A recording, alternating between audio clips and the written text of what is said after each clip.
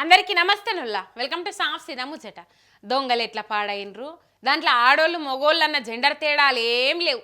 ఎవ్వరి పరిధిలో వాళ్ళు మంచిగానే పడతలు వడగొట్టుకుంటాన్రు. ఇప్పటిదాకా ఎన్నెన్నో చూయించినాం కానీ ఇటువంటి చోరీలు అయినప్పుడు మాత్రం చూపియకుండా ఉండలేం. చూసినాక మీరు కూడా ఇదేం చిల్లర బుద్ధి అనుకోకుండా ఉండలేరు. చూడుండ్రి కావాలనంటే ఎంత మంచి దొంగ అక్కున్నది గీ అక్క.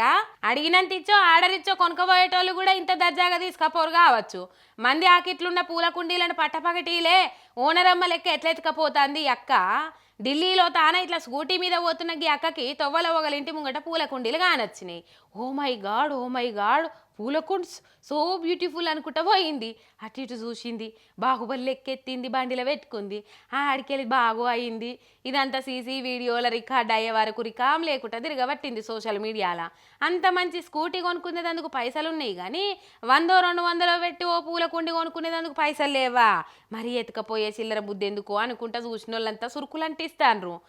ఇప్పుడు మొక్క పెట్టి నీళ్లు పోసి అది పెరిగి పెద్దగా అయి పూలు పూసేందుకు టైం పడుతుంది.